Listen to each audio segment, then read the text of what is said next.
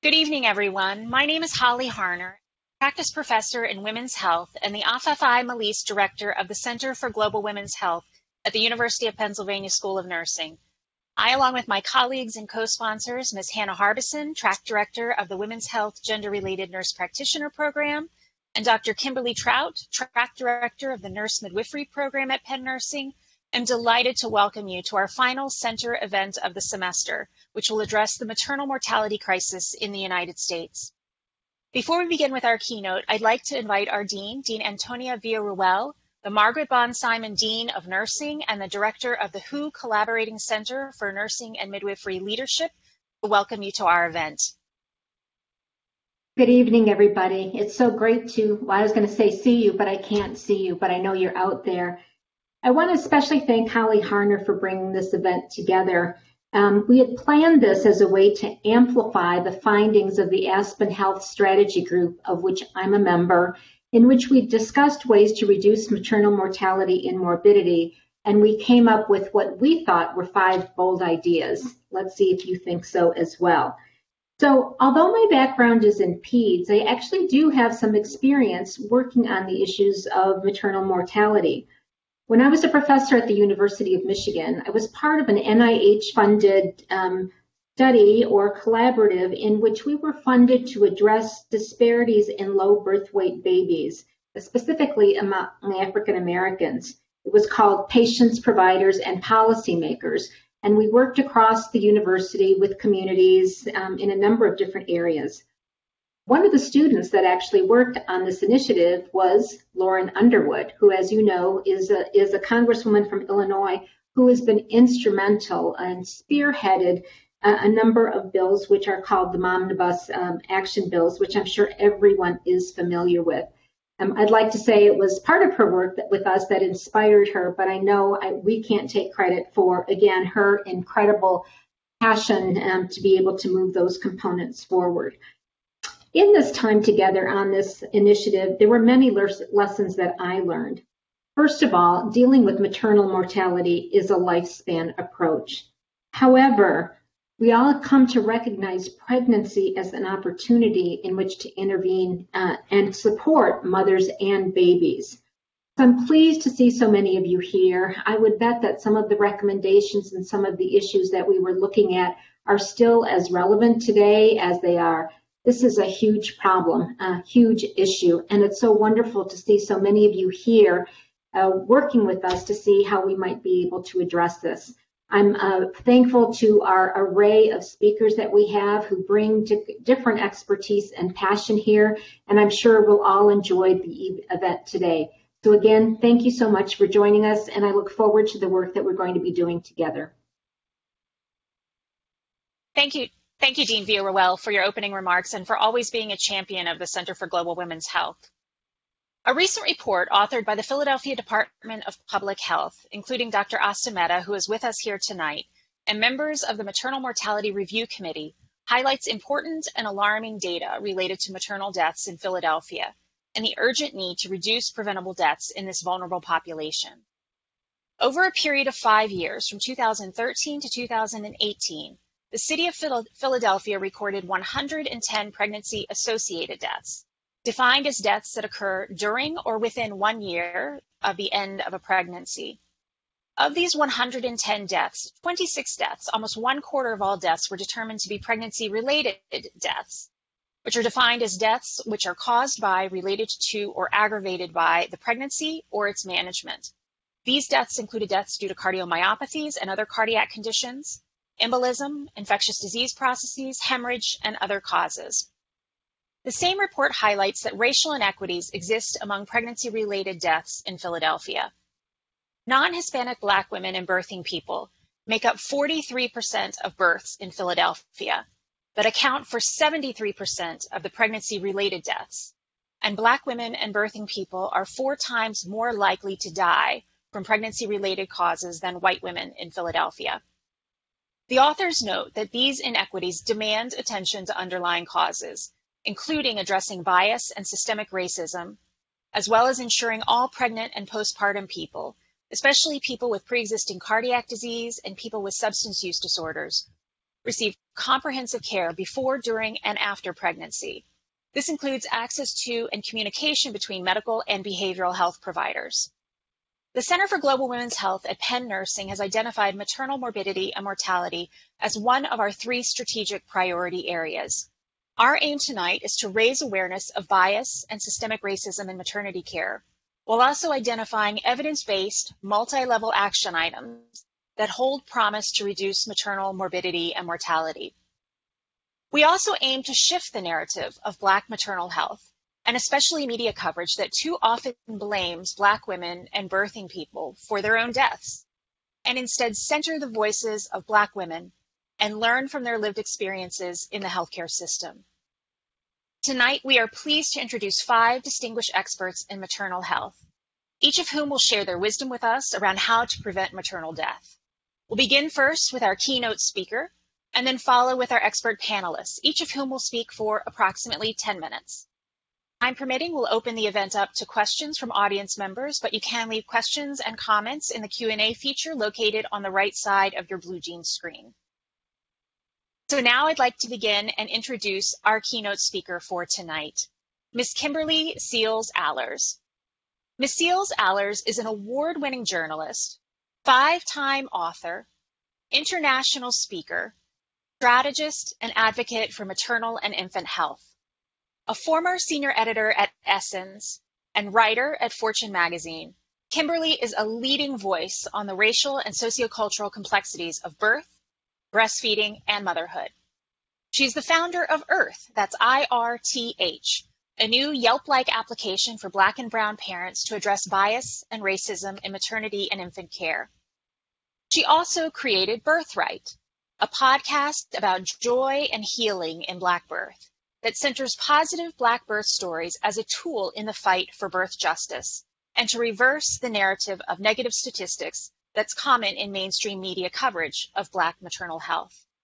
In addition to her podcast, Ms. Seals-Allers is a respected voice on Facebook, on Twitter, and on Instagram. And so, Ms. Seals-Allers, thank you so much for joining us tonight, and I pass the mic to you.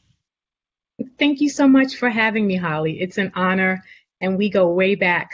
So it's always a pleasure to be in shared space with you, even if that is virtual. Good evening, everyone. Let me get this sharing going properly so that we can begin our conversation. There we go. I think we're good. Let me know if we're not. So thank you for that kind introduction. Thank you for being here. I'm so excited. I spent many years working in Philadelphia with the Kellogg Foundation in the Strawberry Mansion neighborhood. So really excited to be here this evening to share, some ideas about what could help as we look to address this issue in maternal mortality and how we can move ourselves forward throughout this conversation. So honored. I'm still kind of stuck with 43% of the births and 73% of the deaths. And I hope that we don't allow those numbers to become things that we just hear and we don't really sit with that, right? 43% of births and 73% of deaths. That's something that I think we all can agree is unacceptable. And so when we think about these disparities, which continue to exist, and remember, we are talking about 2 distinct things. There is the challenge of maternal health, and then there is the problem of maternal mortality and morbidity, right? And so those are 2 issues, but very different in terms of some of the very related core issues and what causes that. And so we're forced to ask in a maternity-based system that has relied heavily on evidence-based on whom, right? And has what we've been doing been working? I mean, if we ask the question, we will come to a conclusion that this evidence, the predominant part of the evidence that we've been using has been, traditionally centered on white middle-class women, white experiences. We see this across the board between birth and breastfeeding. And so how do we create a new body of evidence that actually includes more Black and brown birthing people, that actually centers the lived experience of care, and allows us to address some of the power imbalances and issues that have kept us from achieving equity thus far, right? And so I'm going to ask you to consider a different framework for tonight, just for these few 30 minutes that I'm with you. And that is, whatever the question, the answer's in the community, right? Not in the research models and the medical journals and perhaps the other places that we've been told to look, which quite frankly have not yielded us any better results. We actually see these numbers getting worse. And so it's time to try something new, right? I think we all know the definition of insanity. And so we don't want to engage in that. We want to be sane, rational, smart folks who are actually willing to consider other models. And so this idea has been the framework of the work that I've been doing pretty much for the past 10 years, mostly with support of the Kellogg Foundation, going into communities, right? Asking the questions, finding out how do we shift our relationship to community, not as a place that we go to fix and change, but a place that we go to learn from, a place that actually has solutions that we didn't bother to listen to because we were too busy thinking of communities as places we need to fix and change. Right. And so we created a model first through the First Food Desert work, our First Food Friendly Community Initiative, where we worked at Strawberry Mansion in Philadelphia, the east side of Detroit, New Orleans, Birmingham, Alabama, Jackson, Mississippi, all centered on using the community to save itself. Right? And could this be an important model as we look to address the maternal health crisis, as well as what we know to be the unconscionable issue that's going on right now with Black maternal deaths and Black maternal morbidity. And so we can't ignore the facts that we know that the issue of unconscious bias and racism has reached a point where it's deadly, right? There is something about, 43% of the births and 73% of the deaths that cannot be explained away. For years, people tried. And so we really need to understand this has been the root of every Listening to Mothers survey, where Black and Latina folks consistently overreport that they feel that their race, ethnicity, cultural background in some way is impacting the care that we receive. We have seen bias well documented in all the journals that public health folks love. And so we've seen across the board in many, many places how this is not really anything that I debate or, question anymore. I think it's important that we just accept this as fact and move on to solutions. One of these studies showed providers giving different treatment options to hypothetical Black patients than they did to hypothetical white patients presenting with the same symptoms, right? So there's something that's happening there when people see Black skin that triggers them to act differently. That's a problem. I live in New York City, where the Black maternal mortality rate is 12 times that of white women, right? And so there's a standard that's being achieved for white women. So if we can just get to that, we'd be really happy. That would be a win if we can just get to the standard that white women are receiving. We think about what happened to Serena Williams, certainly one of the greatest athletes of all time, in my opinion. But we know that if you haven't read about her near-death childbirth experience, she literally had to fight for her life. She had to say what was wrong with her, really become a physician herself to save her life. Her pain levels were dismissed. Everything she said was dismissed. And I remind people, she was there with her white billionaire husband and still was not heard. So when we really try to think through what's going on here, we cannot explain it away by income, class. Studies have already proven that these things are not protective factors for Black women. They do not help improve their birth outcomes.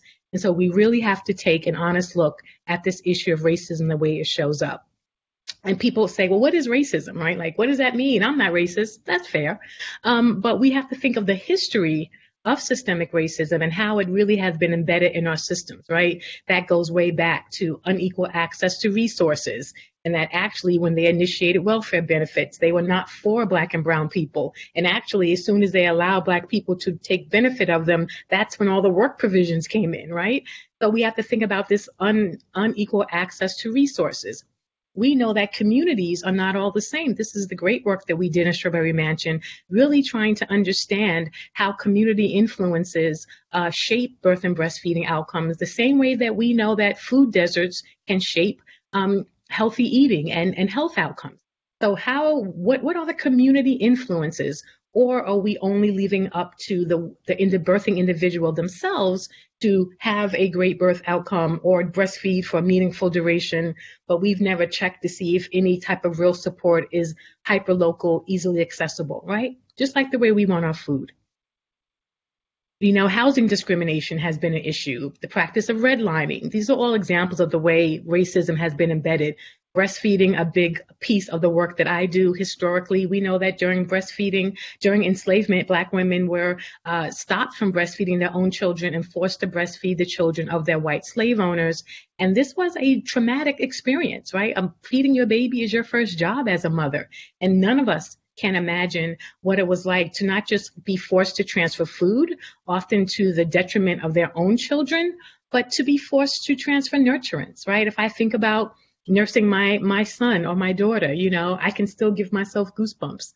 And my youngest baby is 16. So there's a bond there, and to be forced to transfer that to somebody else, that disruption of that normal maternal bond that we never had the right to have, is very, very critical.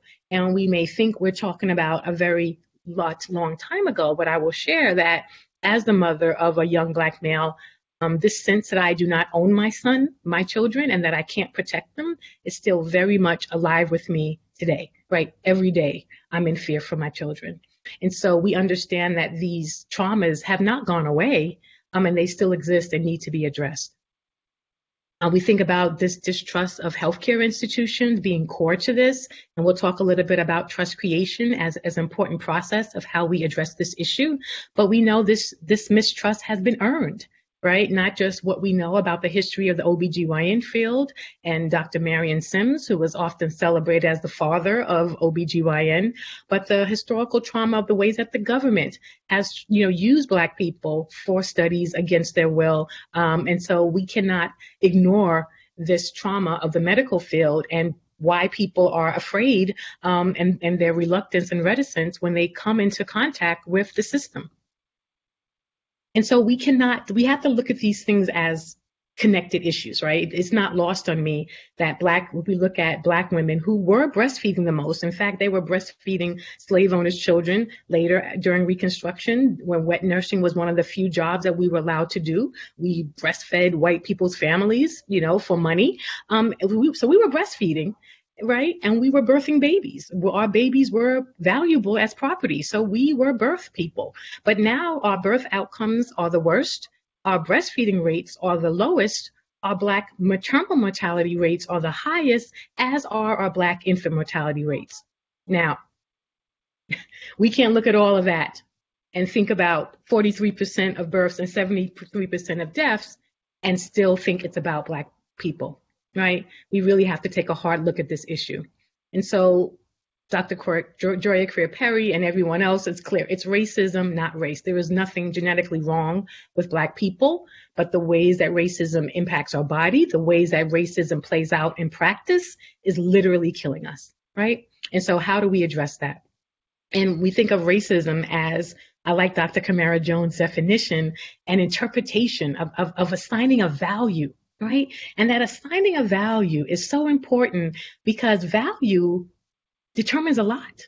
You know, how much something is worth to you, how much someone is worth to you, who is worthy of treatment, of that extra effort, of all the things is such an important part of what we see playing out in many of the experiences that folks are sharing.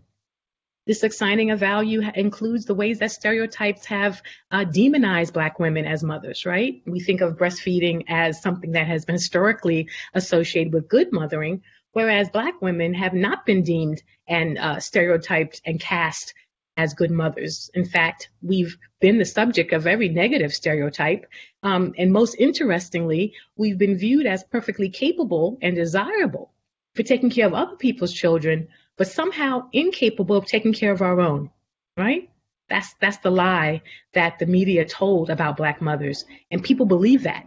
People believe that, and it comes out in practice. Black mothers have been problematized, and this is the part of the issue that we want to address.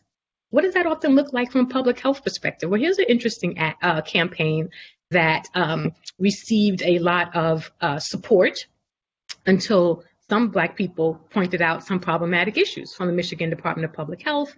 Beautiful images, love it, right? But it says a full-term baby is a stronger baby. Eat healthier before he's born for a stronger baby. These are all true factual statements, but it acts as if having a full-term baby is up to a Black woman's own devices, right? We would all love to have a full-term baby. Nobody goes in trying not to have one. If you look at Black birth outcomes, income, class, prenatal visits, all the things still are not protective factors for us all the time.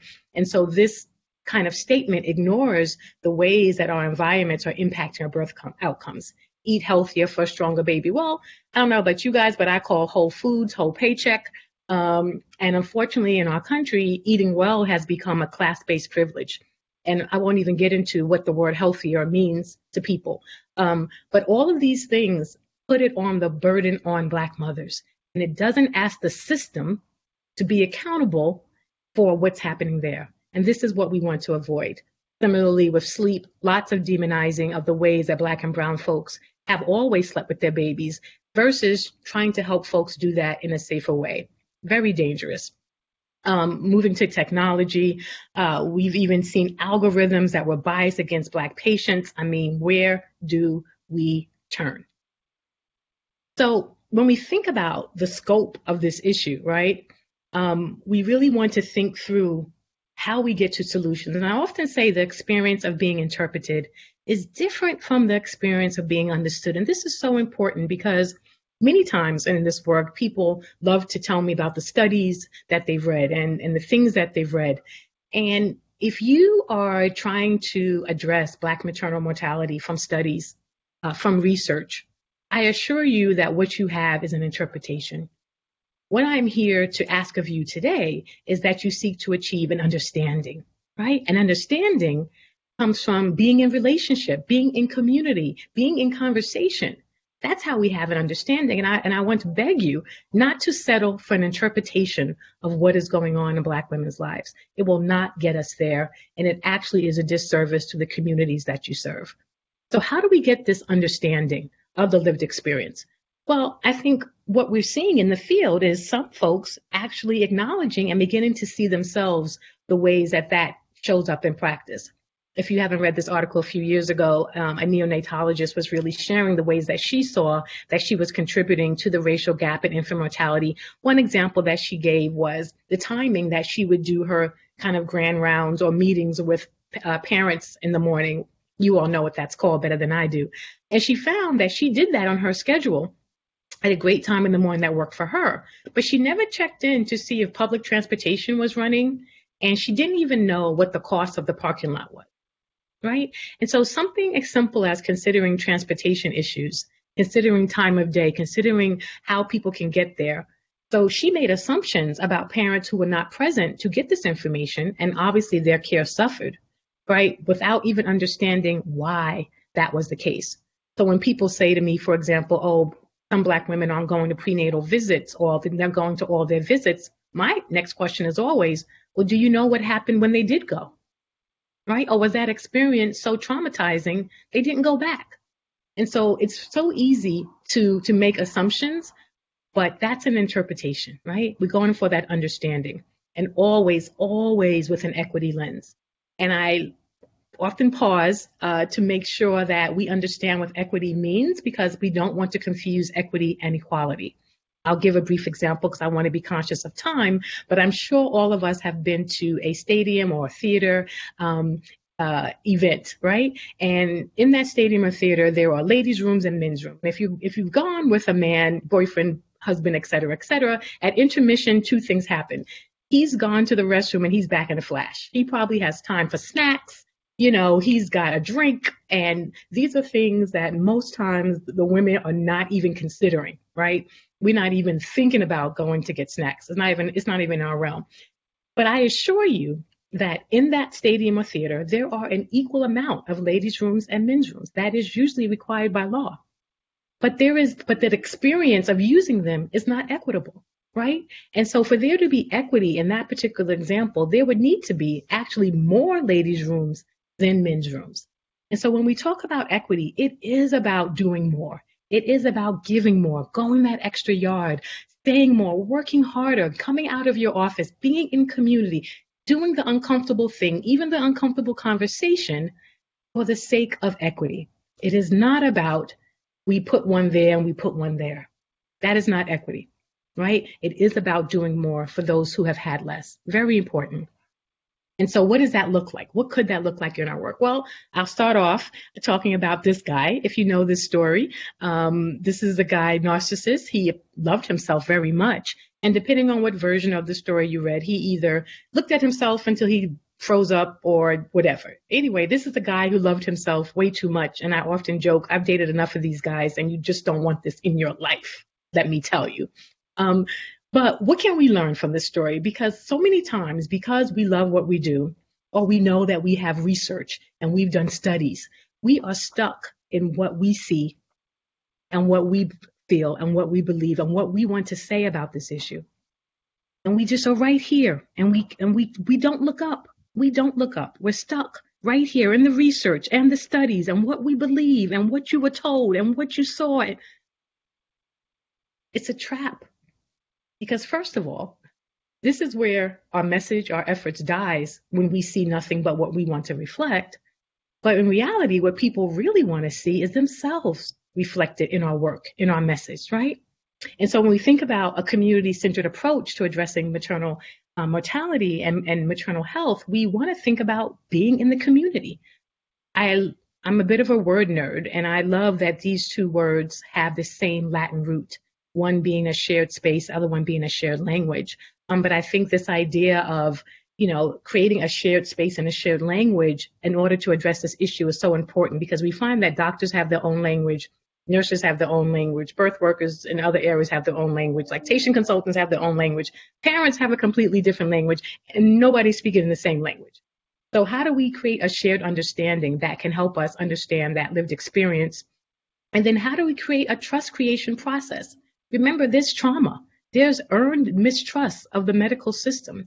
And if you walk in assuming that you have the right, that you have precedence, that you are the authority, well, that's not going to help the work, right? And so what are we doing to create trust? And I'll tell you why this is important. Ooh, this slide is out of place. So sorry. And so what do we know about the communities that you serve? So this is us literally on the ground in Detroit, working through the First Food Friendly Community Initiative, asking questions. Many times I go into communities and I say, what do you know about your community? People start giving me statistics, right? How many people have asthma? How many people have died? That's not what you should know about your community. Really, really important to think about. And so how can you think through learning more about your community? This is more pictures from our work, as a way to actually be able to root your training, your practices, your interventions as being totally community-centered. This is us in New Orleans. We were literally on the street talking to parents, talking to all types of folks, trying to understand what they thought would be solutions, trying to understand what they perceived as challenges and what could help. And so I wanted to share briefly these slides because I think it's really important. We asked mothers, this is from our Detroit surveying work, what would make life less stressful for you? We know stress is not just a maternal health indicator, can impact birth outcomes, also really critical for breastfeeding in terms of that letdown reflex. And this is what they said. They said jobs, right? So we were there to create a birth and breastfeeding intervention, and everybody was stressed out about jobs. And so we literally had to, let go of all of our ideas to center the community needs. And we ended up creating a process that allowed the community to be retained, trained, and then paid to execute birth and breastfeeding interventions in their communities. That's the work we also did in Strawberry Mansion in Philadelphia. And then we also asked fathers, as much as we know there are terrible stereotypes about Black mothers, they also exist for Black men. I'm going to ask you to challenge every last one of them and do not believe them. That's my request. So we asked the fathers what they thought of themselves. Now, and this is what they said. This is a word cloud, so you know how this works. Why is this so important when we think about our work? Well, apparently, before we got there, everyone said that the father support group didn't work, nobody would come, that it was never going to take off, et cetera, et cetera. When we actually asked the community, particularly the fathers, how they saw themselves, and we learned how they saw themselves, then we were able to speak to them differently. We changed the name to the Great Dads Meetup, and it became a very popular thing that's still going on, right? And so when we understand how people self-identify, then we can message them that way, right? So what do we know about the people that we seek to serve, but how they see themselves? Not that we're talking to them in the language that we have put upon them, but what do we know about the Black women, the Black mothers, their concerns, their issues, how they see themselves? That can be a key to how we do this work differently. And then this is my absolutely favorite slide, because we asked Detroit residents about optimism. And look at this. Look at this optimism level in this community, right? And this is what I mean when I talk about folks start giving me statistics about asthma rates and maternal mortality, and they do needs assessment, and they never have done a strengths assessment, right? We need to not have a deficit language about Black people, about Black communities, and about Black mothers, right? So what are the strengths that we know of or we need to learn about that we can scaffold on to design more impactful ideas and interventions to address this issue? And then lastly, what do we know about meeting people where they're at? And that includes digital platforms. As Holly mentioned, I'm the creator of Earth, which is a new app now available in the Google Play and Apple app stores, where Black and brown women and birthing people can leave reviews of their prenatal, birthing, postpartum, and pediatric experiences, right? This is really important that we think about how we capture the lived experience of care and then use it as a tool for change. And let me show what that looks like in our work. So, for example, we ask specifically, what did you experience in your care? So you can see here that we have physical privacy, dismissiveness about pain levels, rude comments, et cetera, et cetera. We use this to actually work with hospitals because they're doing a lot of anti-bias training, but this anti-bias training is still very abstract. It's like an online test and talk about your childhood and understand history. And we want to say, well, actually, we have 5,000 reviews from your institution, and here's what the 80% of the Black women are saying. 20% of the same-sex couples, like 45% of the Latina folks, like all the things. So we can move this conversation away from an abstract notion of what bias and racism is to the specifics and the details of what people of color actually report as disrespectful experiences. We just started our Detroit pilot, so we're super excited about that. We accept reviews from obviously the birthing person, fathers, birthing partners. We also accept reviews from doulas and also hospital-based midwives, and we actually have special icons for those reviews because we know that they too see a lot in hospital settings, and we ask them to share and to be part of our community neighborhood watch as we look out for the birthing experiences of Black and brown folks. And so Earth is a tool that we can use. I encourage all of you to use it. If you are aware of it, please encourage folks to download it. We can, if you're working at a hospital and you're interested in partnering, please let me know. But this idea that we really have to center this lived experience of care is critical. It is critical. We want to provide hospitals and providers with real-time patient-reported insights as a way for them to embed into their current patient safety, quality improvement metrics. This is critically important. We are not going to solve Black maternal mortality from the grave, right? I'm concerned that the current approach, which centers often maternal mortality review boards, feels like we learn from deaths, and I would like for us to learn from the living, right? An important thing that we can think about. What have we seen? I just want to show you an example of some of our reviews so you can get an idea of the type of things that people share. I think these are important lessons for how we translate the lived experience into practice improvements.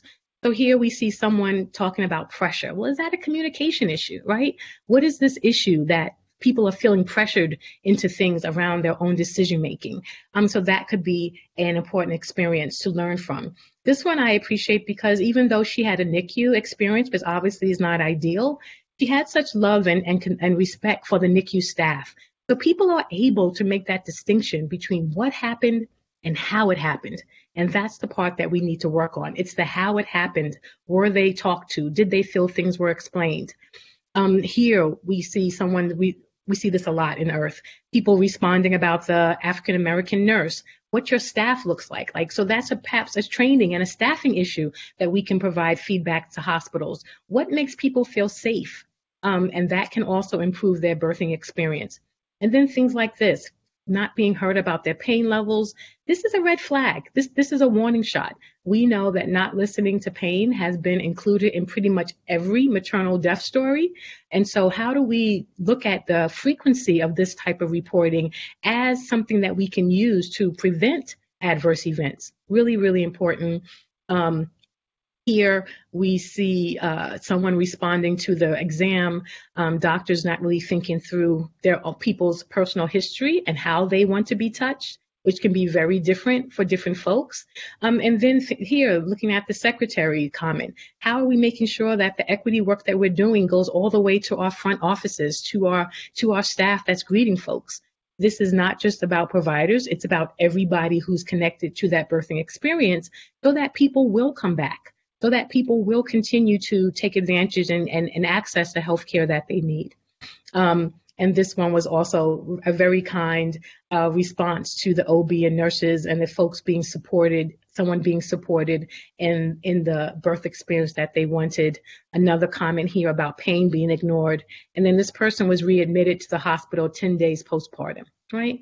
So there are lessons here. There are lessons here that we can learn from the living and use that as a way to prevent adverse events and find the specific behaviors that are going on in hospital that may be helpful. So if you're interested in a hospital partnership, please let me know. But we need accountability, transparency, and tracking for us to move the Black maternal mortality issue to another level, away from a conversation, away from pity, away from what are we going to do. We need to start tracking.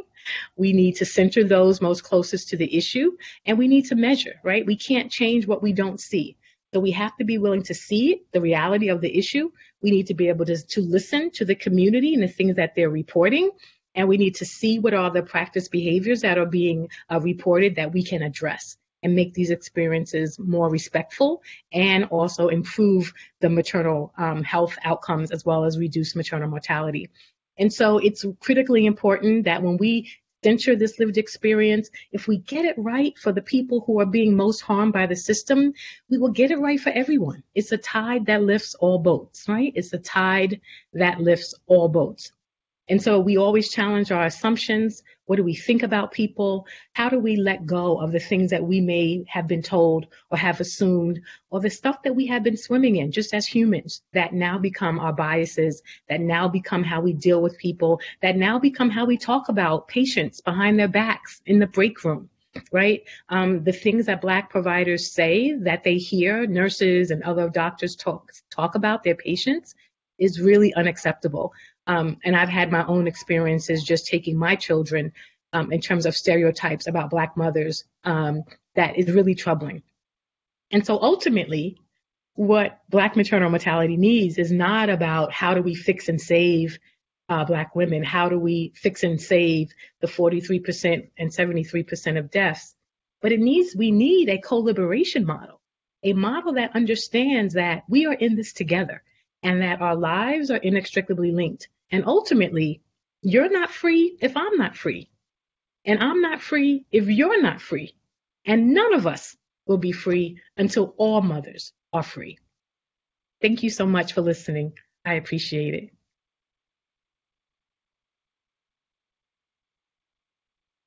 Oof. Thank you so much, Kimberly.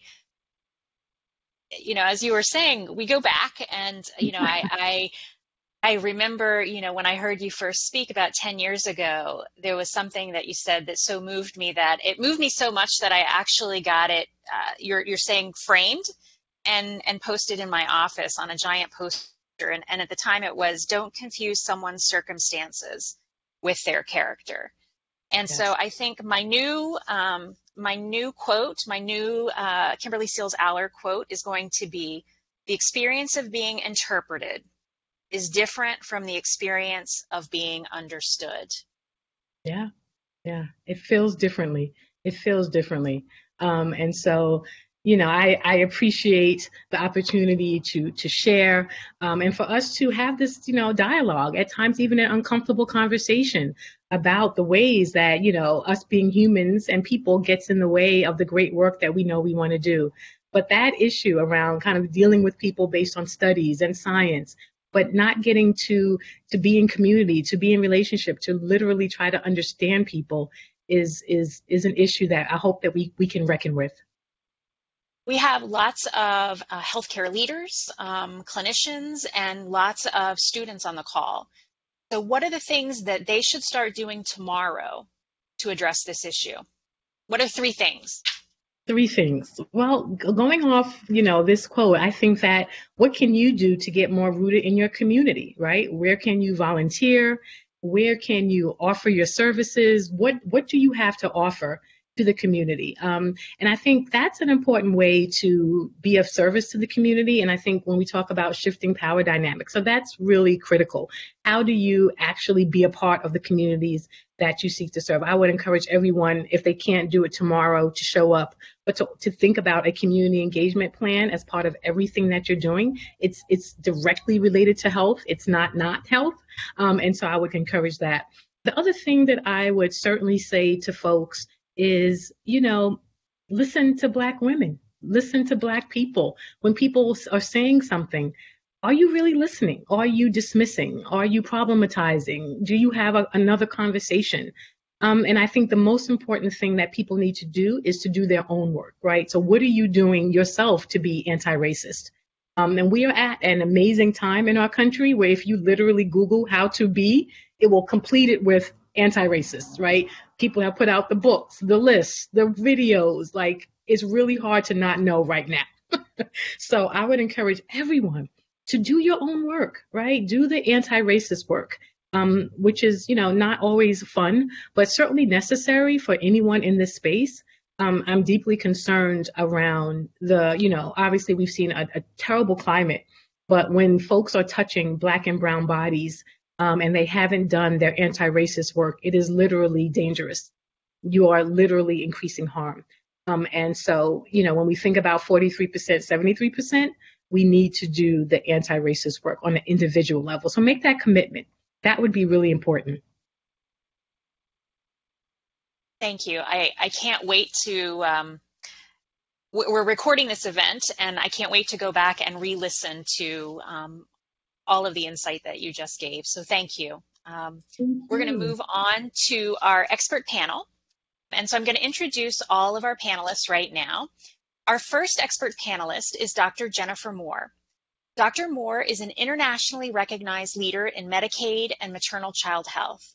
With more than 20 years of experience, her work at the intersection of clinical practice, research, and policy positions her as a thought leader and passionate advocate for vulnerable populations. As the founding executive director for the Institute for Medicaid Innovation, and assistant research professor at the University of Michigan Medical School's Department of OBGYN, Dr. Moore focuses her efforts on strategically bringing together payers, clinicians, researchers, and government to design and evaluate innovative approaches to address maternal health issues, including issues like opioid use during pregnancy, value-based purchasing, health disparities, social determinants of health, and maternal mortality and morbidity. Our next expert panelist is Dr. Asta Mehta, who authored the report that I highlighted earlier. Dr. Mehta is the medical officer of women's health for the Philadelphia Department of Public Health and OBGYN clinical faculty at Pennsylvania Hospital in Philadelphia. Dr. Mehta's public health work is focused on programmatic implementation to reduce maternal morbidity and mortality and improve women's health in Philadelphia. Dr. Mehta directs the Philadelphia Maternal Mortality Case Review and Community Action Team. She leads the Philadelphia Labor and Delivery Leadership Group, and she serves as Vice President of the Obstetrical Society of Philadelphia. Additionally, she also represents the city and Penn Medicine at the state level as a member of the Pennsylvania Maternal Mortality Review Committee, and she serves as Policy Chair of the Pennsylvania Quality Care Collaborative and the Secretary of the Pennsylvania section of American College of Obstetricians and Gynecologists. And then finally, we have a 2-person expert team of Dr. Kimberly Trout and Ms. Stephanie Modry. Dr. Trout is a practicing certified nurse midwife and assistant professor of women's health at the University of Pennsylvania School of Nursing and director of the nurse midwifery track at Penn. Dr. Trout has been a tireless advocate for the health of mothers and families for over 30 years, especially for those who have been marginalized by our current healthcare system.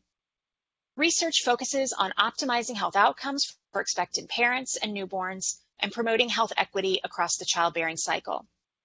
Ms. Modry has been an obstetrics and newborn nurse at birthing centers, community hospitals, and level 3 hospitals for the last 12 years.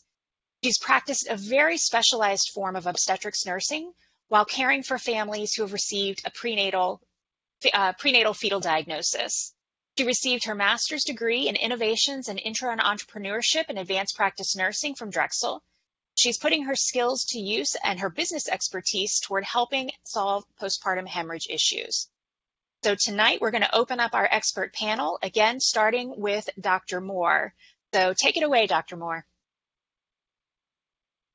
Thank you. And just as a heads up, I am actually having more problems than we did during the prep with my connectivity. So I'm definitely going to need someone to pull up my slides. And as they're doing that, okay, great. And as they're doing that, I just want to thank you for the invitation to speak today on the critical topic of birth equity and the Medicaid population in the context of maternal mortality. And I want to acknowledge the dean, who was one of my faculty mentors during my academic career, influencing and guiding my work on disparities, and to congratulate her on receiving the Oatley Award. Next slide. The Institute for Medicaid Innovation is a 501c3 national nonprofit, nonpartisan research and policy organization in Washington, D.C. From our inception, we have focused our work on equitable access and coverage to the nation's largest safety net program. Our work is used by policymakers to inform decisions that influence individuals, families, and communities to support a healthy life. Next slide. We accomplish our mission and strategic goals by leading work in several key areas, leading innovative initiatives ranging from national learning collaboratives to convening meetings with multiple Medicaid stakeholders, to quantitative and qualitative research studies. And we're on the next slide. As we know, the U.S. has the worst rates of maternal mortality and morbidity amongst all developed countries, and it's only getting worse. The call to action has never been stronger to transform the maternity care system in the U.S. The question is whether we will answer that call to action. It has been noted that the maternal mortality rate is not just about statistics. Each case is a tragedy. This is an important point worth emphasizing. In the aggregate, the total number of maternal deaths is small compared to the denominator of the total number of births in the U.S. However, all of us here today would agree that one death is one too many. As we dig deeper into the data, we see glaring disparities for communities of color and those enrolled in Medicaid. With almost 50% of all pregnancies covered by Medicaid, it is important for us to consider the root causes of these inequities within the context of this population. It has been clearly noted that structural racism has greatly influenced the maternal health system, but has also defined the development of the Medicaid program for decades, contributing to the outcomes that we are currently faced with. As recommendations and potential solutions are considered, we need to ground ourselves in this reality and ensure that anything that comes out of our work on maternal mortality is inclusive of the Medicaid population. Most importantly, we need to remember that what works for commercially insured individuals oftentimes is not accessible for those who are enrolled in Medicaid. Next slide. While I was serving in the U.S. Department of Health and Human Services as a senior advisor, I co-chaired an interagency maternal health work group that culminated in a global multi-day event in D.C. focused on maternal health in the U.S. From that meeting, there were 5 key takeaways that I want to elevate. First, it was observed that high-income countries with low rates of maternal mortality and morbidity valued and emphasized respectful, person-centered care. In this environment, individuals are not simply told what to do and how their birth would be, but rather were informed and supported in making their own decisions based on their own values, beliefs, and preferences. There's growing recognition that respectful, person-centered care is important. And oftentimes you hear people say, we need to empower women in order to improve birth experiences and outcomes.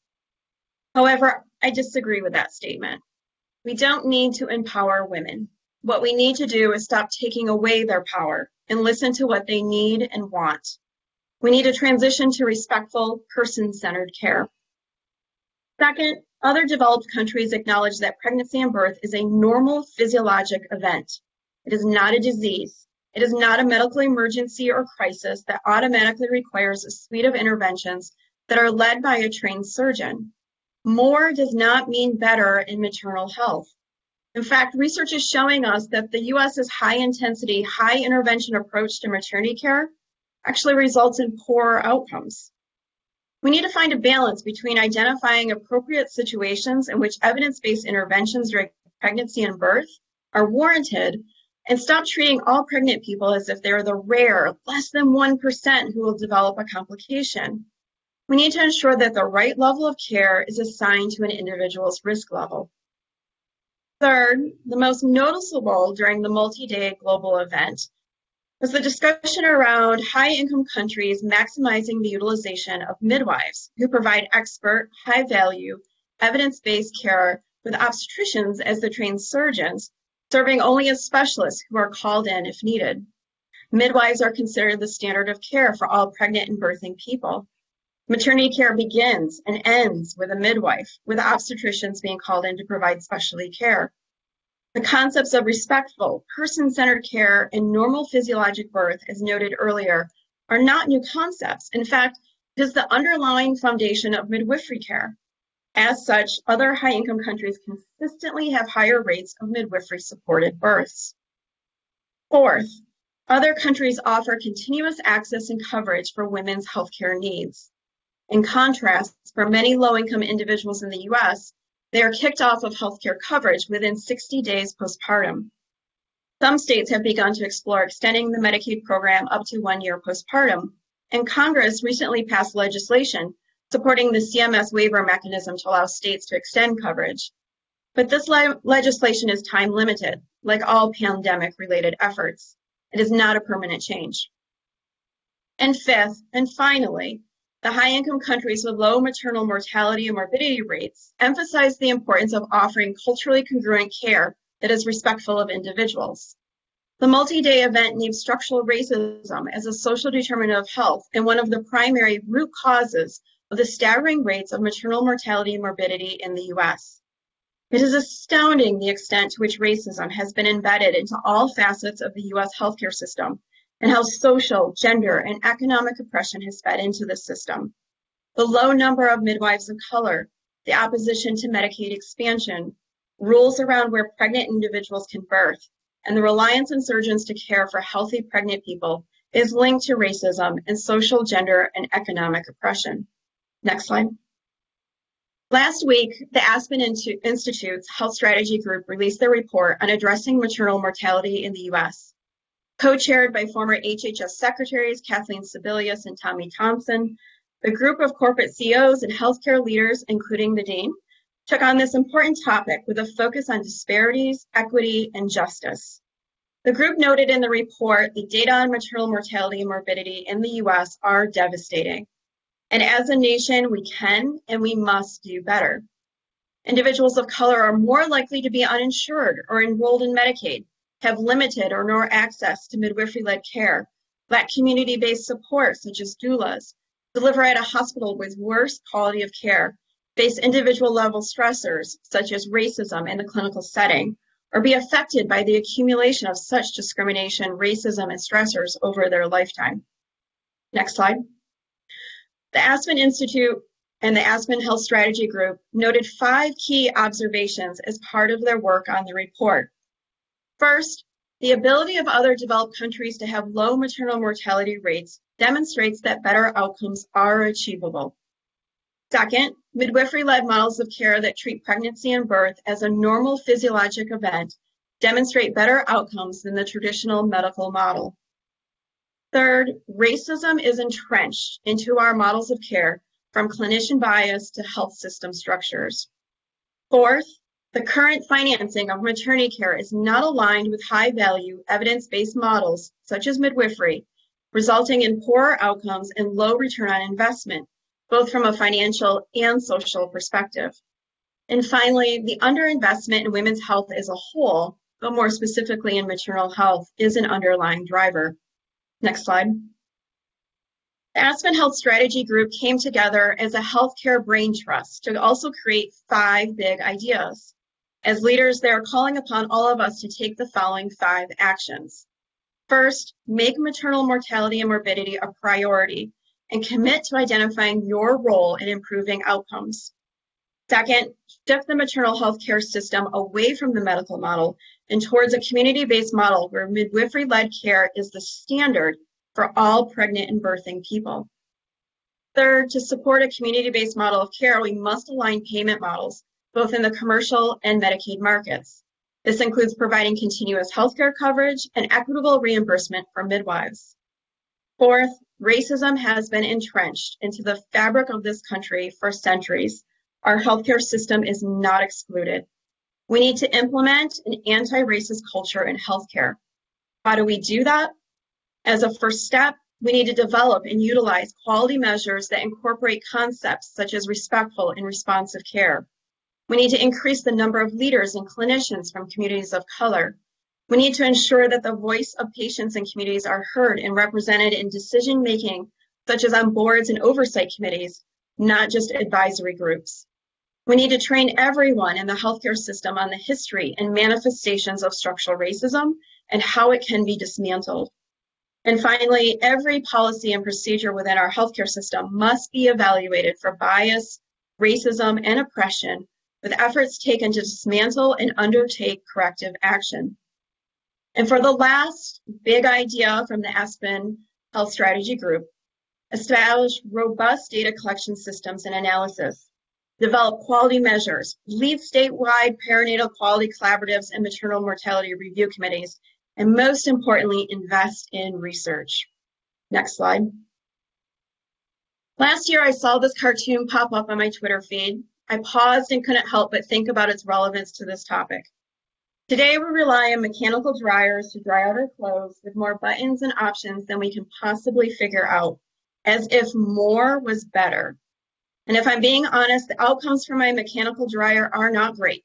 And at least once a month, my dryer eats a sock, forever to be lost. There are definitely correlations to the cartoon and our topic today. What if, in the US, as we consider how to tackle the alarming maternal mortality rates, we choose solutions that we already know are innovative and cost-effective? Instead of reinventing the wheel, we step back and acknowledge that sometimes being innovative, on the cutting edge, and cost-effective means doing less, means going back to what we know to be true, means returning back to our basic and fundamental understanding of birth, and respecting that all people deserve an experience that is person-centered with access and coverage to the best care that is free from racism and oppression. Our contemporaries in other developed countries are already doing this and have far better birth outcomes than we do. We do not need more evidence to demonstrate what we need to do. We are at a point where we simply need to do it, top down and bottom up. And we can't wait for others to prioritize women and people of color. We just have to take the lead and do it. Thank you. Thank you, Dr. Moore. We're now going to turn to Dr. Mehta for her insight.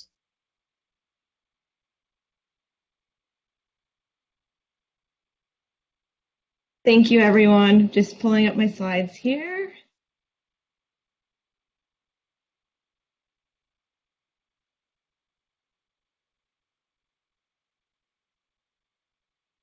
Thank you so much for having me here today. I'm honored to speak on this esteemed panel. Today, I will describe the maternal mortality problem here in Philadelphia and offer specific ways we should approach the problem and what the City of Philadelphia is currently doing to address this important issue. Peppered throughout my presentation is a phrase, building bridge, which is defined as improving relationships between people who are very different or do not like each other. This is the framework that we have adopted to tackle the critical issue of maternal mortality. So the City of Philadelphia has been a leader in addressing maternal mortality across the country. We established our county level review committee in 2010, long before many state teams. So we have a pretty good idea of what is going on in regards to maternal mortality in our city.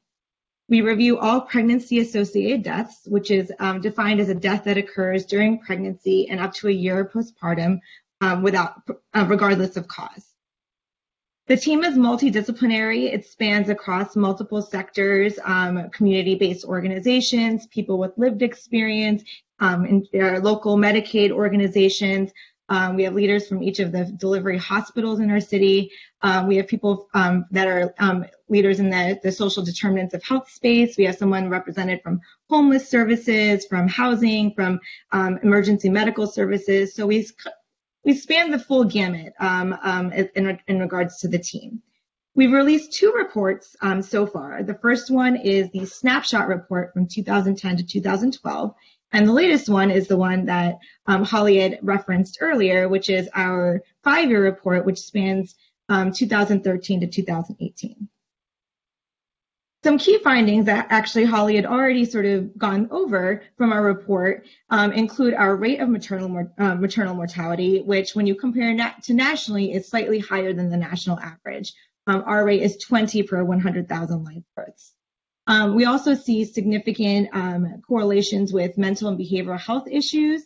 45% of our deaths had a history of mental health issues and 58% had a history of substance use disorder. Something notable that we saw from our data analysis was that those that had a pregnancy-associated death had only 21% of them did not have prenatal care, and that's actually 4 times higher than the general pregnant population. We've also seen a significant increase in our drug overdoses in the last couple of years. They used to account for about 25% of our cases and jumped up to about 40% of our cases. In regards to causes of pregnancy-related deaths, the most common cause are cardiomyopathies and other cardiac conditions. What's notable actually about our causes of death, of pregnancy-related deaths, that's different from the rest of the country is that hemorrhage deaths actually only accounted for 8% of the deaths, and a few of those cases from the deaths were those that that are of a religious sect that don't seek any sort of medical care. And so our hemorrhage deaths are actually far less than the rest of the country. And that's a direct result of there being 5 birthing hospitals that are all sort of, that all have all access to all subspecialty care. We do see stark racial disparities that Holly had mentioned, where Black people are about 4 times more likely to die of a pregnancy-related death than their white counterparts. So from this data and from discussions around the table with our Maternal Mortality Review Committee, we have sort of 7 broad level recommendations. And I would encourage you to go directly to our report because each of these larger headings has specific recommendations underneath them. But broadly speaking, the first and the foremost is that we need to address root causes of health inequity in the healthcare system. We also need to tailor behavioral and mental health services that meet the specific needs of pregnant and postpartum people. We really discussed improving access to preventive, preconception, and prenatal care. And something often that we're now getting more attention is that we really need to focus our efforts on the postpartum period. Oftentimes, we hear about cases of maternal mortality in the media, and we think that women are dying in childbirth, when in reality, a majority of people in Philadelphia are dying long time after they leave the hospital. About a quarter of our cases happen 6 months. Pregnancy-related cases happen 6 months after people leave the hospital. So with that being said, we also need to heighten awareness of high-risk pregnancy and postpartum complications in non-obstetric care settings. We noted that in our pregnancy-associated deaths, about 70% of the women had some touch point with the healthcare system between 1 month before their death. And so thinking about sort of these postpartum complications and how we can strengthen or get awareness for those complications in different care settings that are non-obstetric. We also noted that we need to strengthen coordination of services between healthcare and social service settings, and also specifically build infrastructure to identify and support women with a history of intimate partner violence. So we often have this conversation, and I sit in a lot of these conferences and I hear, well, okay, so we know what the problem is, we can qualify the problem. What happens after this? Like, what actually happens? How are we actually making differences? And so in the past, and I can reference our report from 2010 to 2012, we made a host of recommendations. And in Philadelphia, from these recommendations, there were a lot of stakeholders, a lot of very dedicated advocates that began implementing those recommendations, but they were oftentimes doing them in silos. And in addition to that, they were unable to really fully scale up the interventions to make a population level. And as we've heard throughout our conversations today, maternal mortality is a very complex problem that crosses many sectors. And it kind of needs like an all hands on deck sort of approach. And so therefore, we birthed the OVA, and the OVA stands for Organizing Voices for Action. And it is the first building bridge that I would like to talk about today, or the main building bridge.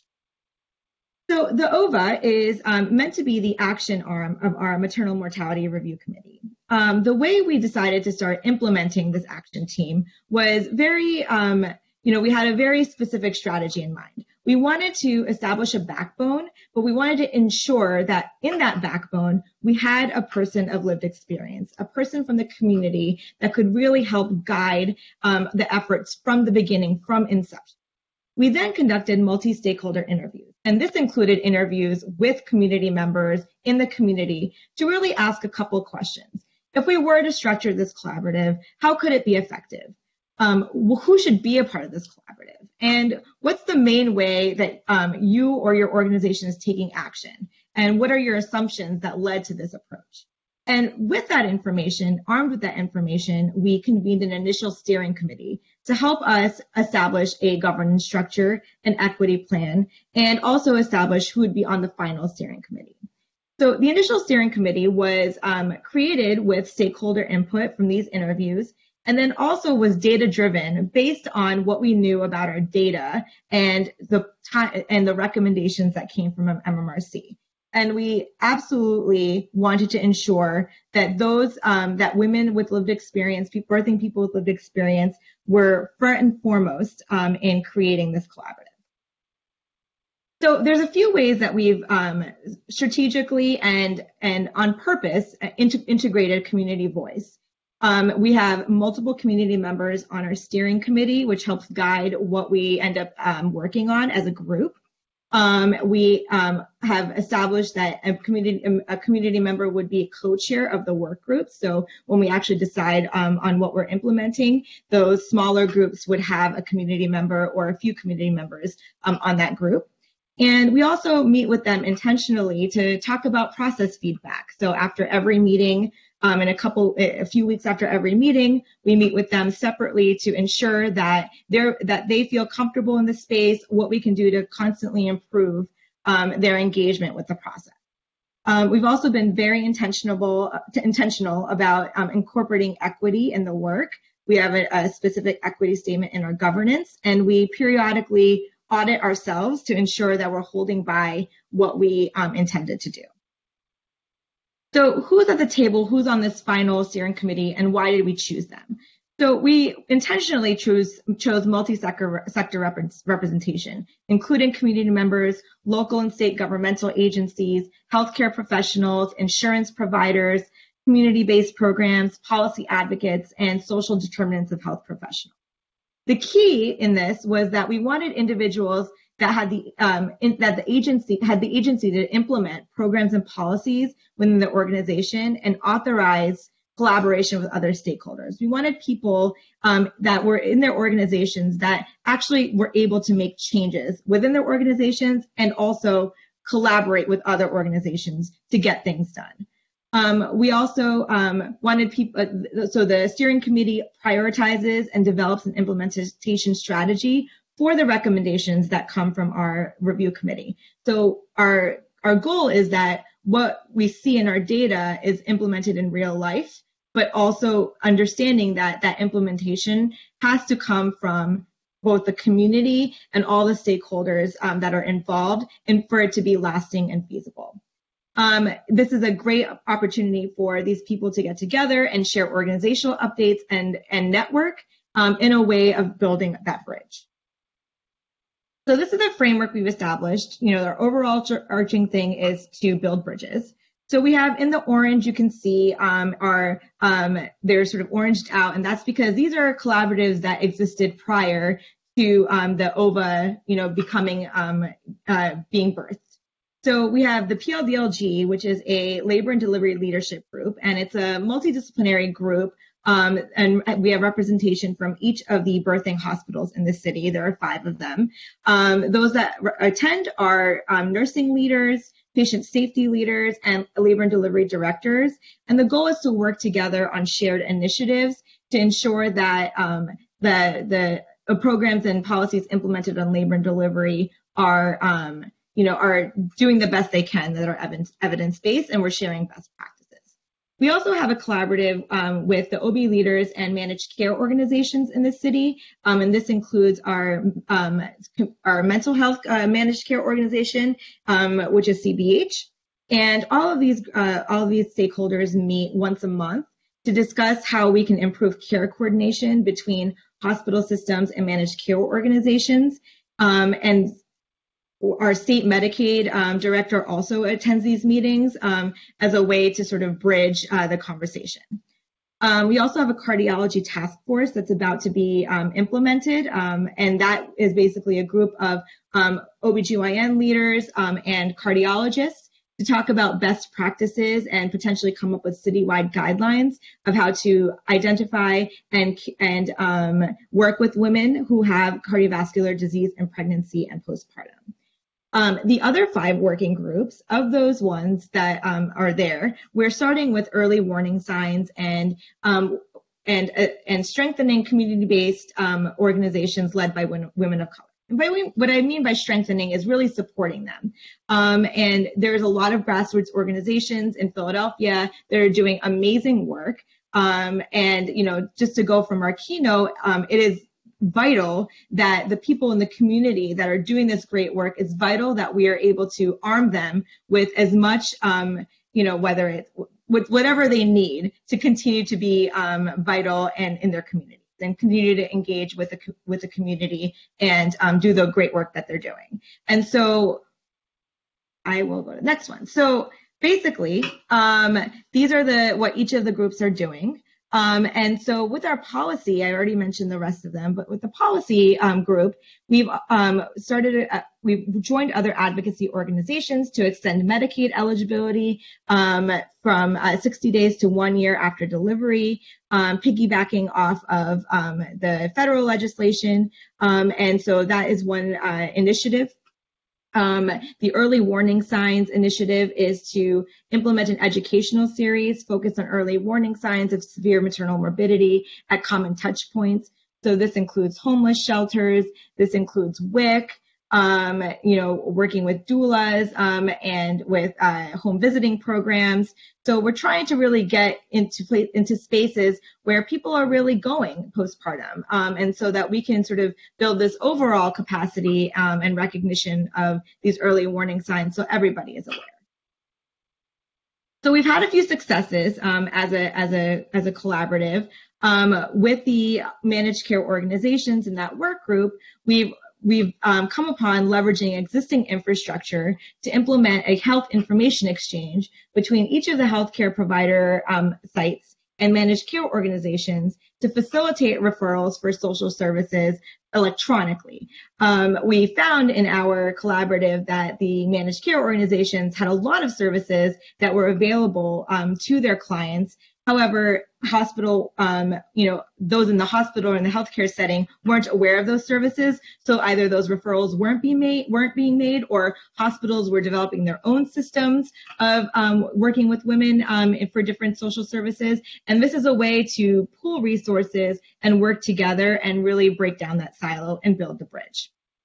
We've also been able to get commitment from the Commonwealth leadership to submit for a state plan amendment to extend Medicaid, which is a really huge win that advocates have been working on for a number of years now.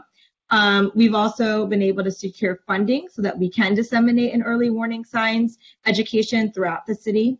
We also are implementing a text-based blood pressure monitoring system called Heart Safe Motherhood, which is developed by Penn Medicine and is currently in Penn Medicine or Hospital of University of Pennsylvania and Pennsylvania Hospital. We are now implementing that at the other 3 delivery hospitals in the city. And we've also conducted a series of implicit bias trainings with OBGYN departments at all delivery hospitals. So I'd like to leave you with a few final thoughts. And this is kind of, talking about the time. So COVID-19 has fundamentally changed the way healthcare is delivered. Now, telehealth services are more readily available. People are now more aware of healthcare and sort of the gaps in healthcare. And so this, combined with the increased national attention that maternal mortality and the rate of maternal mortality is rightfully getting, this has now led to increased funding, both public and private. And it really is the crucial time that we really capitalize on these elements. Policies and programs that are implemented now, specifically geared towards building up systems through the lens of equity and dismantling systems that create barriers, can alter the trajectory and create a lasting positive impact on health disparities as we enter the post-pandemic world. So we need to take advantage of this unique opportunity to work collectively. We need to think outside the box and develop innovative solutions so we can ensure healthy futures for all families across Philadelphia and the country for years to come. I'd like to leave you with some final acknowledgments. First and foremost is the members of the community, those lived experience experts who have brought invaluable perspective to the development of our implementation strategies. My team at the health department, Simone Sneed and Samantha Schuster, who have been by my side, working on this issue, and the members of our Philadelphia MMRC and the OVA, who have also devoted their time to really working on this really complex problem together. So I'd like to thank you for your time, and coming soon is our website, www.birthjusticephilly, where there'll be all of this information and more, and there'll be resources for both community members and healthcare professionals and everybody in the city. So thank you so much. Thank you, Dr. Mehta. Now, talking about innovations, I'd like to invite Dr. Kimberly Trout and Ms. Stephanie Modry to talk about some of the work that they are doing. Okay, I'm going to pull up my screen. Good evening, everyone. And I am so encouraged to hear all of the things that Dr. Mehta said are happening in Philadelphia. It gives me reason to have some hope. So thank you. And actually all of the speakers thus far have really been inspiring. And what I'm going to talk about now, can you see my screen? Yes. Okay, great. So I'm going to talk about a study that we are going to be implementing soon. That uses a non-invasive wearable medical device for the early detection of postpartum hemorrhage. And our acronym for that is UNMED PPH. I have a fabulous study team.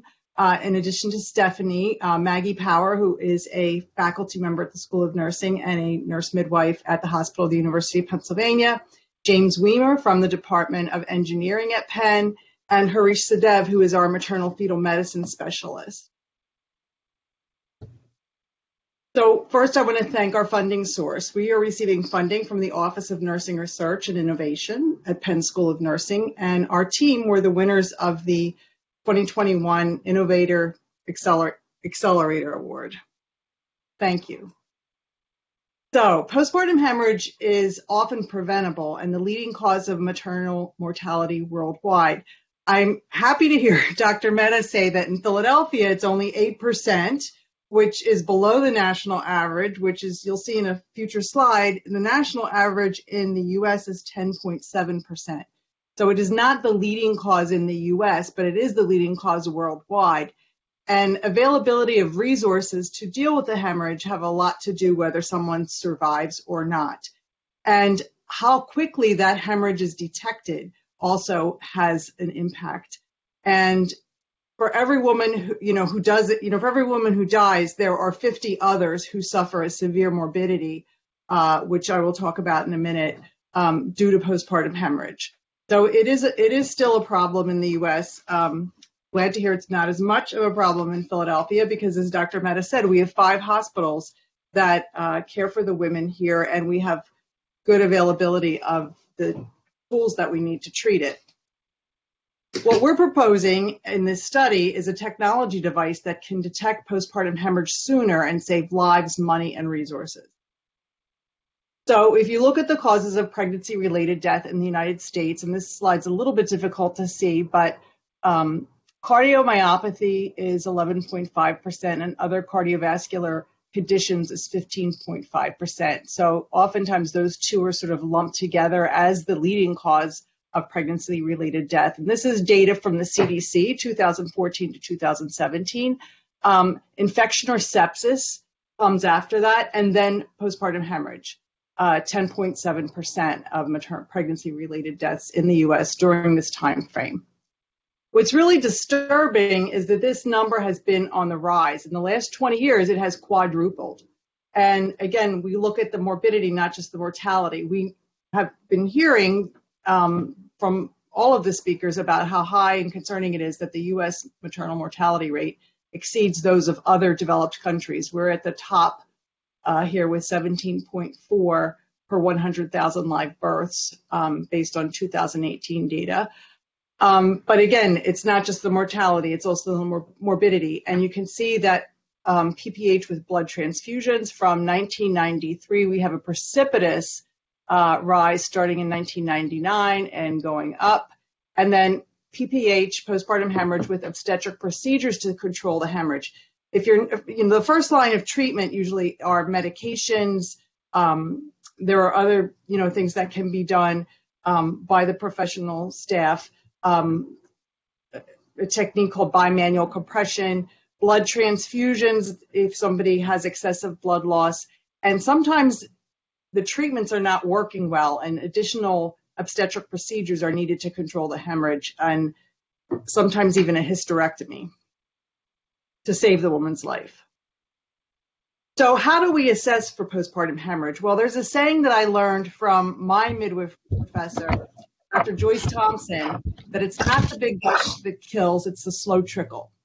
And if you think about it, those hemorrhages that happen after that hour or so after delivery account for about 18% of them. And most of them will be within the first day or two. And in the 1850s, Florence Nightingale assessed blood loss on the battlefield by counting bandages. Essentially, that's how we're still measuring for postpartum hemorrhage with pad counts. And you can see that there is some room for ambiguity in these pad counts because, I have something that I use to teach my students. If it's a fully soaked maternity length pad, that's about 70 mLs. If it's partially soaked, it's 50. If you have a completely full and dripping Chuck's pad, that's 800 mLs. And these are all estimates. And of course, we can measure these things, but it would be nice if we had something to detect this earlier rather than relying on these pad counts, especially after the patients are transferred to the postpartum floors and are not able to be watched as closely as they are immediately in the hour after delivery. So our study has two aims. One, develop an algorithm using data from PPG signals that will result in ability for earlier detection of postpartum hemorrhage. And Stephanie will tell you a little bit more about PPG signals and what they are. The second aim is to reduce the disparities that exist by including a diverse population that includes robust representation of Black women who are at greater risk for adverse outcomes. There was a large retrospective cohort study done that was published in AJOG in 2018 that showed that in Black women, hemorrhages are often more severe and requiring more blood transfusions, more of those procedures. And the authors speculated that part of that may have been failure to rescue. In other words, failure to recognize the hemorrhage earlier. So this device, we feel, can help to reduce those disparities. That's our hope. So the study eligibility are all women who are admitted to give birth at Pennsylvania Hospital to a term live singleton infant will be eligible for study participation. Exclusion criteria are preterm pregnancies, anyone with a fetal demise, or multiples, such as twins or triplets. Potential participants will be identified upon admission to the OB unit, and following informed consent, a Samsung watch will be placed on their wrist. For someone with a scheduled C-section, it will be placed at the time of admission. For somebody in spontaneous labor, once they are active, 4 to 6 centimeters dilation, or at the time of their epidural placement. Inductions of labor, once they're active, 4 to 6 cms, or at the time of epidural placement. And then participants will maintain the watch until 24 hours post-birth. So the watch that we're using is a Samsung device, and it's similar to like an iWatch, like the iPhone watch that you would have with the little red lights and the green lights underneath of it. It actually uses PPG technology, and we're excited to use a Samsung watch because the green light will give us good information regardless of how much melanin is in the skin. Red light is not so good, and we're using green light, so that we can get good, clear data across all skin tones. The technology is based upon a prior study that was done on post-cardiac patients to determine a blood loss that happened, slow, insidious blood loss that happened, and they were able to correctly identify it in these post-cardiac surgery patients.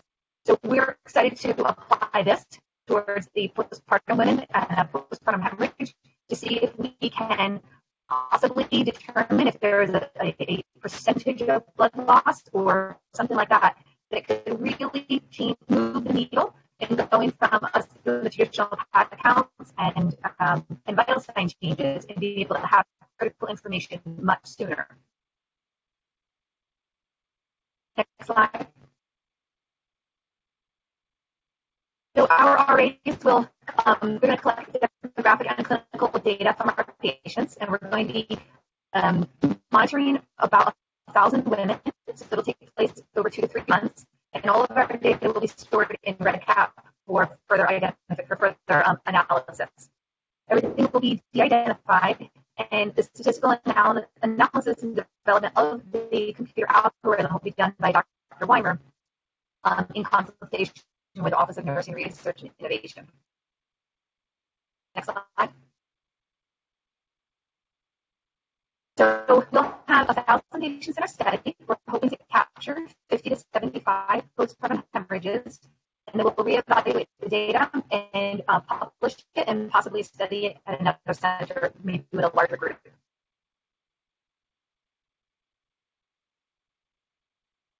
Sorry. I'm sorry if you're not hearing it.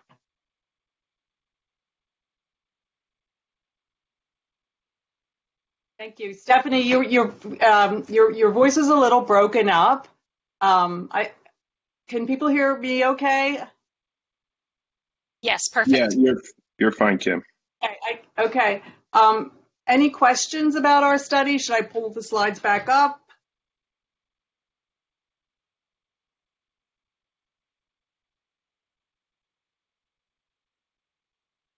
I think That's a no. I think right now what we're going to do is thank you all for your expertise and sharing your work with us tonight. One of the things that when I spoke with Kimberly Seals-Allers, I said, what are the things that we need to start doing tomorrow? And so what are the things, again, from our expert panel, and I will start with you, Dr. Moore, first. What are the things that we need to kind of be doing and having in place in the next 6 to 12 months to be able to make a dent in maternal morbidity and mortality? And Anthony, if we can get our panel on the screen, that would be great.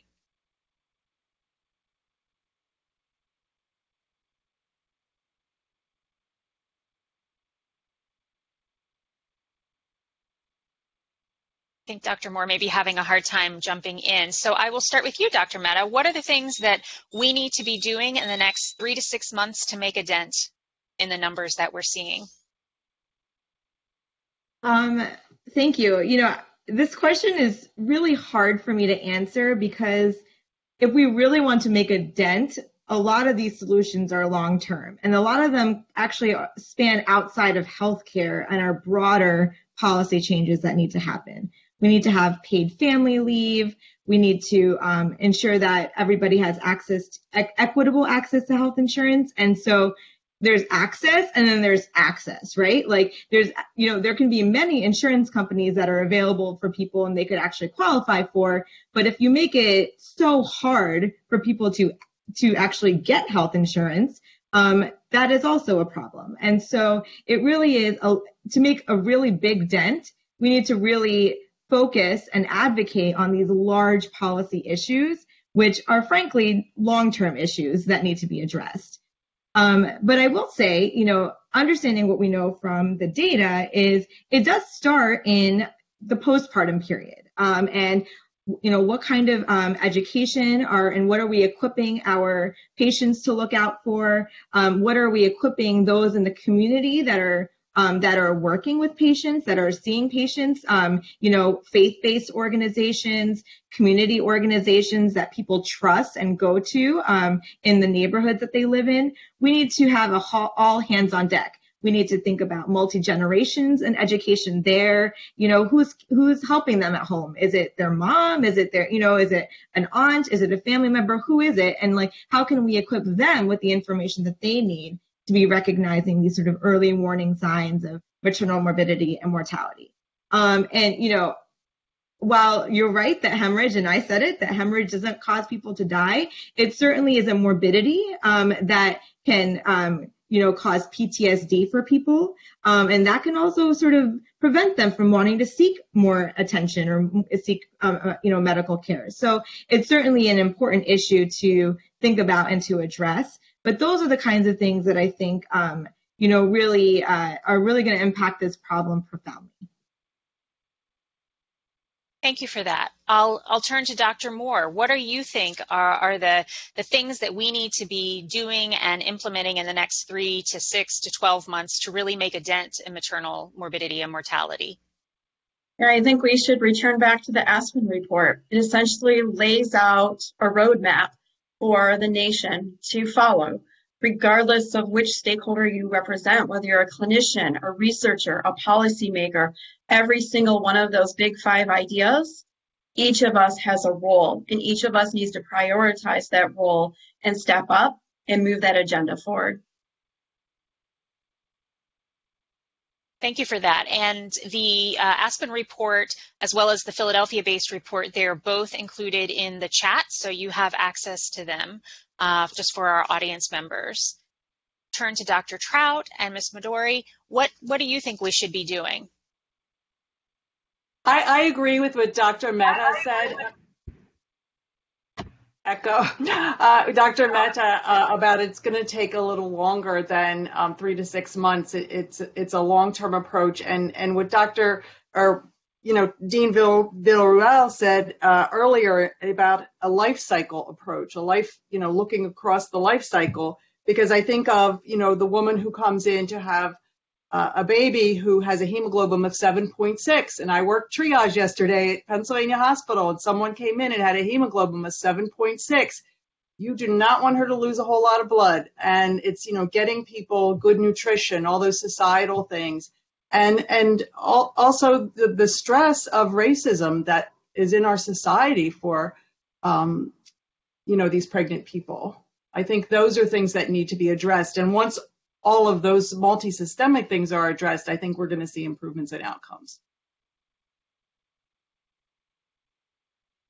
Stephanie, what about you? I love all the ideas that I've heard. And I reflect upon also something I experienced 20 years ago as I started working at the birth center. After every birth, the woman had a doula that was included in the care, and it was a woman that spoke her native language and knew culturally what she would want. And I know they're trying to engage doulas more in care. And I think it's a wonderful idea, a way to extend that postpartum care coming to their home and helping to keep them abreast also of those post-birth warning signs. As I educate my patients, I say, when these things come up, it's not something to wait till Monday morning when it's convenient to go to the doctor. You need to be seen soon. You have to let them know you had a baby because that's your biggest risk factor. So there are so many wonderful ideas that have been presented today, and thank you so much, Holly, for inviting us and letting us all share. Thank you. I'm just looking to see if there are any questions in the chat. One of the things that I keep hearing about and wanted to raise up here is, what is the role of diversifying the healthcare workforce? What impact might that have, including diversifying, nursing and physicians, but also, again, introducing more doulas in whether it is prenatal care, postpartum care. Stephanie, I think you have a question or you have a thought? And just to let you know, your voice is connection's a little hard to hear. Oh. So if it's something really profound, we may not catch it all.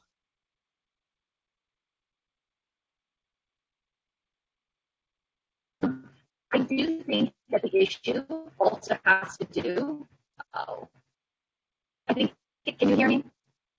Not so much. I think I'll turn to some of our other expert panelists. Sorry, Stephanie. It's okay. No, I think we have to go back to Kimberly's comments. And I loved her statement about communities are not a place to fix and change. They're a place to listen and learn.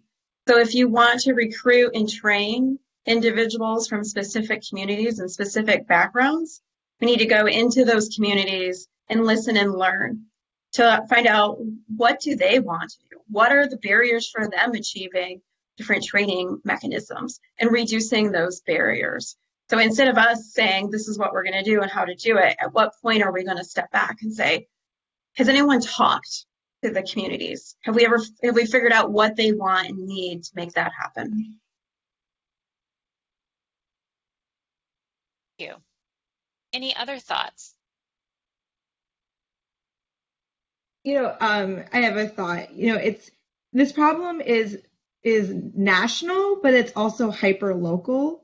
And so when I say communities, it's not just like one community. It's like could be block by block, right? And like, what is your access to resources? And so I know that one part of both what Kimberly was saying and what the Aspen Institute is talking about, which is data and research. I think that thinking about social determinants and research on by block in different areas, what is available, right? And how can we ensure that everybody has access or some people need more access to certain things? And so that is in conjunction with speaking with community members, that I think is the crux of it, but also thinking about what are the different touch points, access points that people need to have to be healthy, not just in pregnancy, but, for their lives. And, I think about this a lot. And sometimes I think if we could just give people money, give people jobs, safe places to live, clean running water, these are things that are so basic, but those would go a long way. Just to what Kimberly said, like, what do people want? The biggest word was jobs, right? And so, we get so focused on the LDR that we're missing the bigger picture. It's not just that one thing that happens on labor and delivery. It is so much bigger than that. And it's so much, people are carrying the weight of systemic racism, trauma, all of these things for many years before they ever enter pregnancy. And so we really need to start paying attention to those things. And paying attention to the fact that, from that, I saw that one review, didn't respect my body, right? We need to start thinking about, trauma, violence, all of those things, and give them the same importance that we do diabetes, right? And we don't do that right now in the healthcare system. We're very medical driven. We're very much like, oh my God, all hands on deck. She's got type 1 diabetes and a hemoglobin A1C of 10. We need to throw everything at her when maybe she has housing insecurity. Maybe she has, transportation issues. She's experiencing violence at home. She doesn't have childcare for other children. All of those things are probably going to impact her health outcome for her whole life than the diabetes, right? Like the diabetes is important, but it's not the only thing that's important. And, we need to start thinking more broadly about those things. And we can't do that alone. Healthcare is, siloed in what we do. And so that's sort of our approach, is thinking about building bridges, working with communities, working with, community-based organizations. It has to be a multi-sector approach, or we're really not going to make a real dent. And healthcare is health is more than healthcare, and social needs are certainly a really important component of that. But when we pause and ask ourselves why a community would not have access to adequate and safe housing, or why a community is in a food desert, we need to push ourselves to think about the root causes and evaluate the role of policies that perpetuate racism and oppression. And we can throw tons of money and resources and programs around housing and food, but we're not getting at the root cause. And we have to identify racism as a social determinant of health and really evaluate how those policies are impacting the social needs of that community, of that individual, of that family in that totality. I think, does anybody else have any final comments? Can I ask a question of Dr. Moore? Dr. Moore, I really enjoyed your presentation as well, and I'm curious if there is work underway to reimburse. One of the things you mentioned was equitable reimbursement for midwives. I'm in the business of educating midwives and getting more out in the workforce. That's the role I see for myself, in addition to doing the research that I told you about. But I know that's been a barrier in terms of getting midwives, as the standard provider. In all of maternity care, I'm going way back, but there was a report done by the Institute of Medicine back in the late, talked about, the only aspect of maternity care that that pays well is NICU care. And everything else in maternity care is usually a bundled payment, and there are better reimbursement for C-sections, et cetera. So I'm just curious what's underway with that, and how can we help promote equitable reimbursement for midwives? Who should we be writing to? What should we be doing? Yeah, I think that's a really great question, and there's certainly a lot of momentum and interest around that. The CMS Strong Start report, which demonstrated high value for midwifery-led models of care, looked at the role of community health workers and doulas.